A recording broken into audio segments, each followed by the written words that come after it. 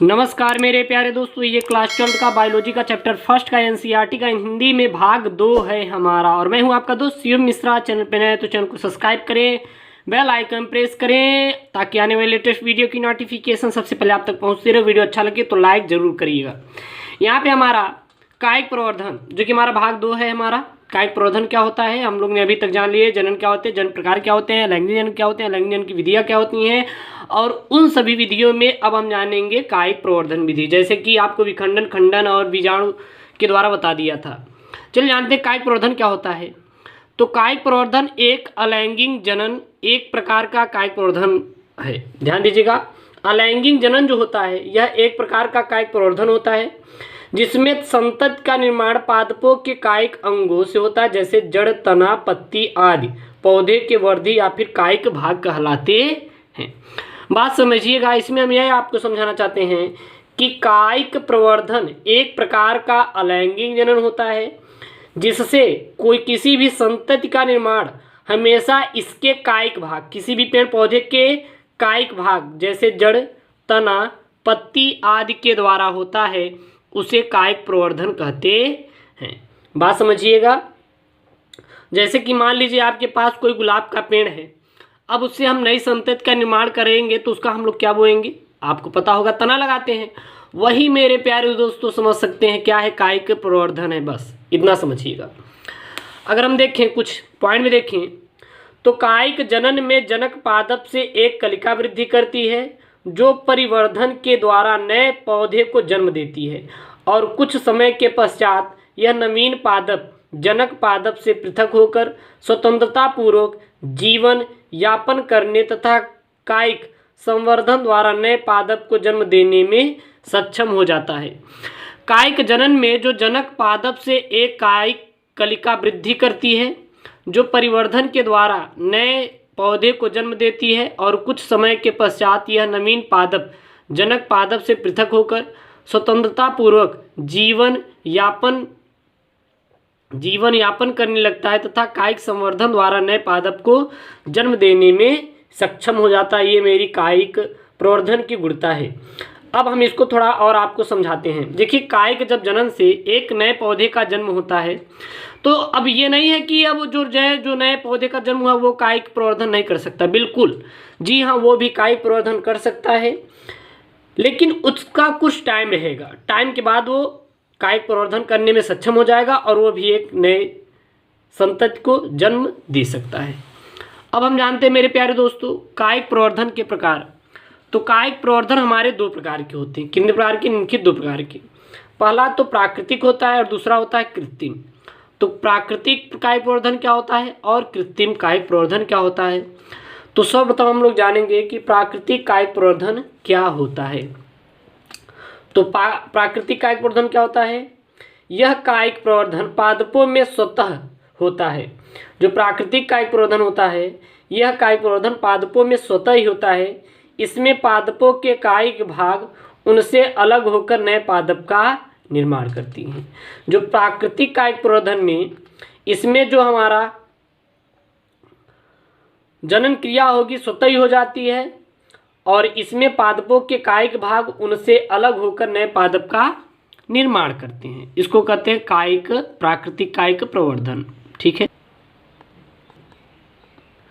Next है आपका प्राकृतिक कायिक प्रवर्धन के प्रकार। प्राकृतिक कायिक प्रवर्धन कितने प्रकार के होते हैं? तो ये मुख्यतः दो प्रकार के होते हैं। पहला तो जड़ों के द्वारा का प्राकृतिक कायिक प्रवर्धन होता है बाय रूट्स, और दूसरा होता है तनों के द्वारा बाय स्टीम्स। तो फर्स्ट ऑफ ऑल आप हम लोग जानेंगे जड़ों के द्वारा कायिक प्रवर्धन, फिर जानेंगे हम तनों के द्वारा कायिक प्रवर्धन। तो सर्वप्रथम हम लोग जड़ों के द्वारा कायिक प्रवर्धन यानी कि बाय रूट्स। इसमें मुसला व मांसल जड़ों के द्वारा कायिक प्रजनन या फिर कायिक प्रवर्धन होता है। इसमें जो होती है मुसला जड़ें होती हैं, इसी के द्वारा कायिक प्रवर्धन या फिर कायिक जनन होता है। मुसला व मांसल जड़, दो जड़ होती हैं। मुसला जड़ों के अंतर्गत जैसे कि आपके मन में विचार आएगा कि मुसला जड़ क्या क्या होती हैं। तो मुसला जड़ जैसे कि अमरूद की, पोलर, मुराया इत्यादि जो जड़ होती हैं ये मुसला जड़ें होती हैं। और मांसल जड़ें जैसे शकरकंद, डहेलिया और स्पेरेगस ये हमारी क्या होती हैं? मांसल जड़ें होती हैं। तो जड़ों के द्वारा दो प्रकार के होते हैं, जैसे कि मुसला जड़ें और मांसल जड़ें। मुसला जड़ों में जैसे अगर एग्जाम में आ जाएगा तो अमरूद, पोलर, मुराया, और मांसल जड़ें शकरकंद, डहेलिया, स्पेरेगस। अब हम जानते हैं तनों के द्वारा बाय रूट्स। तो तनों के द्वारा मेरे प्यारे दोस्तों कैसे कायिक प्रवर्धन होता है? तनों में पादपों में तनों के द्वारा भी कायिक प्रवर्धन होता है। तने जो होते हैं अनेक प्रकार से रूपांतरित होकर कायिक जनन कर नए पादप का निर्माण करती हैं। तो तनों के द्वारा जो हमारा होता है मेरे प्यारे दोस्तों, इसमें पादपों में तनों के द्वारा भी कायिक प्रवर्धन होता है और तने अनेक प्रकार से रूपांतरित होकर कायिक जनन कर नए पादप का निर्माण करती हैं। तनों के द्वारा दो होते हैं, बहुत सारे होते हैं, जैसे कि हमारी भूमिगत तनु द्वारा होती है, अर्धवायुवीय तनु द्वारा होती हैं और वायुवीय तनु द्वारा होती हैं। तो सर्वप्रथम हम लोग जानेंगे भूमिगत तनों के द्वारा हमारा कैसे प्राकृतिक कायिक प्रवर्धन होता है। तो भूमिगत तनों के द्वारा कैसे होता है? जैसे कि कंद के द्वारा हमारा कायिक प्रवर्धन होता है। अब यह एक्चुअली में हम समझेंगे कि हमारा ये कंद होती क्या है, क्योंकि मन में विचार आएगा ना कि हमारा ये कंद क्या होते हैं। तो कंद बता दे, कंद के पर्वों एवं आँखों में कलिकाएँ पाई जाती हैं। जो कंद होती हैं इसमें पर्व और हमारी किसमें आँखों में कलिकाएँ पाई जाती हैं, और कलिका युक्त कंद अनुकूल वातावरण से मिलते नए पादप का निर्माण करती है। इसको हम बोलते हैं कंद के द्वारा, ठीक है ना। कंदों के द्वारा इसमें ऐसे ही होता है हमेशा। और अगर इसको और अच्छे से समझेंगे तो थोड़ा आप और ले सकते हैं, बहुत सारे हैं। फिर आता है जैसे कि आलू है, ये हमारा कंद में ही आता है। दूसरा आता है प्रकंद। तो प्रकंद में जैसे कि केला आता है और अदरक। प्रकंद मुख्यतः भूमिगत तना होती है, जिसमें प्रतिकूल परिस्थितियों हेतु भोजन का संचय होता है और इन पर कलिकाएँ पाई जाती हैं, जो अनुकूल परिस्थितियों में नए वायवीय प्ररोह को जन्म देती हैं, जैसे कि केला और अदरक। नेक्स्ट है हमारा घन कंद। घन कंद जैसे घन कंद में हमारी आती है जीमी कंद आती है और क्रोकस आता है। अब बात करें घन कंद हमारा क्या होता है, तो यह भूमिगत तने का रूपांतरण है जो भूमि में ऊर्ध्व दिशा में वृद्धि करती है। हमेशा कैसी करती हैं? ऊर्ध्व दिशा में वृद्धि करती हैं, और इसमें वृत्ताकार पर्वों की कलिकाएँ पाई जाती हैं जो हमारे संतज पादप का निर्माण करती हैं, जैसे कि जिम्मी कंद और क्रोकस। नेक्स्ट आता है सल्ककंद यानी कि लहसुन और प्याज। अब सल्ककंद क्या होती हैं? ये इसमें हमारी अनेक कलिकाएँ पादप होती हैं, जैसे कि लहसुन और प्याज। ये हमारी क्या होती है? सल्ककंद के अंतर्गत आती हैं। अब हम लोग जानेंगे अर्धवायुवीय तनों के द्वारा। तो अर्धवायुवीय तनों के द्वारा हमारा कैसे होता है? तो यह तना मुक्त भूमि में समांतर क्षैतिज रूप में वृद्धि करता है और कुछ भाग भूमि के अंदर और कुछ बाहर उपस्थित होते हैं, जैसे कि पुदीना और जलकुंभी। इसमें हमेशा अर्ध वायु तने के द्वारा ही कायिक प्रवर्धन संपन्न होता है, ठीक है। चलिए मेरे प्यारे दोस्तों, नेक्स्ट हम जानते हैं वायवीय तनों के द्वारा। अब वायवीय तनों के द्वारा कैसे होता है? तो वायवीय तनों के द्वारा हमारा कायिक प्रवर्धन जैसे होता है, जैसे नागफनी को बोलते हैं ओपसिया बोलते हैं, और गन्ने। इसमें हमारा वायवीय तनों के द्वारा ही कोई भी जनन क्रिया संपन्न होती है।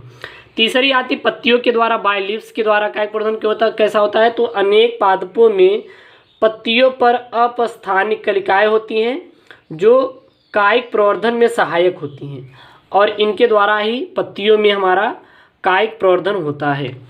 अब हम जानेंगे कृत्रिम कायिक प्रवर्धन। अब हमारा कृत्रिम कायिक प्रवर्धन क्या होता है? मैंने प्राकृतिक कायिक प्रवर्धन समझा दिया। अब हम लोग जानेंगे कृत्रिम कायिक प्रवर्धन। तो जिन पौधों में बीज बनाने या फिर बीज के अंकुरित करने में कठिनाई होती है उसे कृत्रिम कायिक प्रवर्धन कहते हैं। जिन पौधों में बीज बनाने या बीजों के अंकुरित करने में कठिनाई उत्पन्न होती है तो उसे हम कृत्रिम कायिक प्रवर्धन कहते हैं। कृत्रिम कायिक प्रवर्धन में जैसे कि कैसे हमारी कलम लगाकर है, दाब लगाकर इत्यादि है। तो कलम लगाकर इसमें पौधों के परिपक्व तने या शाखाओं को 20 से 30 सेंटीमीटर लंबे टुकड़े काट कर अनुकूल परिस्थितियों में भूमि में आधे या तिरछे हम लोग क्या करते हैं? गाड़ देते हैं और सिंचाई करते रहते हैं। फिर कुछ दिनों के बाद इसमें से शाखाएं निकल आती हैं जिसे हम कलम लगाना कहते हैं। तो कलम के द्वारा हम लोग कोई भी नई संतति का निर्माण कर सकते हैं। दूसरा आता है दाब लगाकर। तो इसमें मृदा की समीपवर्ती शाखाओं को नीचे झुकाकर जहाँ मृदा छूती हैं वहाँ हल्का सा छीलकर मृदा में दबा देते हैं और नम बनाए रखते हैं। कुछ दिनों बाद नई जड़ें निकल जाती हैं, जैसे कि अंगूर में हमेशा दाब लगाकर ही उसकी हमारी नई संतति का निर्माण किया जाता है। नेक्स्ट आता है हमारा रोपण के द्वारा। तो रोपण के द्वारा कैसे होता है? तो रोपण के द्वारा मेरे प्यारे दोस्तों, किसी अच्छे नस्ल वाले पौधे की कलम दूसरे सामान्य पौधे के स्कंध या तने पर लगा देते हैं और दोनों कटे भागों के परस्पर जोड़ देते हैं और जोड़ने के बाद कुछ दिनों तक सिंचाई करते हैं, जिसके द्वारा नए पादप संतति का निर्माण करते हैं, जिसे रोपण के द्वारा हम लोग इसका कायिक प्रवर्धन के बारे में जानते हैं। ठीक है ना, याद कर लीजिए। अब हम जानते हैं कि कायिक जनन के महत्व। एक्चुअली में कायिक जनन का महत्व क्या है, ये आखिरकार कायिक जनन या फिर प्रजनन की क्रिया क्यों कराई जाती है? तो यह उन पादपों के लिए महत्वपूर्ण होता है जिनमें बीज उत्पन्न नहीं कर सकते। जिसमें बीज आप उत्पन्न नहीं कर सकते उसमें आप कायिक जनन की क्रिया करवा सकते हैं। ठीक है, पहला हमारा हो गया। दूसरा क्या है? कायिक जनन एक प्राकृतिक विधि है, लेकिन कृत्रिम विधि द्वारा भी नई संतति बनाई जा सकती है। जो कायिक जनन है यह एक प्रकार की प्राकृतिक विधि है, लेकिन हम लोग क्या करते हैं, कृत्रिम कायिक प्रवर्धन भी इसमें हम लोग आसानी से कर सकते हैं। दूसरा आता है कायिक जनन द्वारा तैयार पौधे में पुष्पन शीघ्र होता है। कायिक जनन द्वारा जो पौधे तैयार करेंगे, अगर उसमें पुष्पन की क्रिया देखें, उसमें पुष्पन की क्रिया बहुत ही शीघ्रता से होती है। और कायिक जनन यह विधि बहुत ही किफ़ायती होती है, आपके अन्य दृष्टि से बहुत ही किफ़ायती होती है। तो चौथा देखिए यहाँ पे नेक्स्ट, पाँचवा एक्स्ट्रा पॉइंट, इसमें कम श्रय की आवश्यकता पड़ती है। इसमें जो आप लोग मेहनत की, अगर कोई भी हम एफर्ट जितना भी करेंगे वो बहुत ही इसमें कम आपको एफर्ट लगाना पड़ेगा और इसमें आसानी से आप कोई भी नई संतति का निर्माण कर सकते हैं। तो मेरे प्यारे दोस्तों ये पार्ट 2 है। अब बाकी सभी पार्ट आप प्लेलिस्ट में वॉच कर सकते हो। ओके दोस्तों, थैंक यू, जय।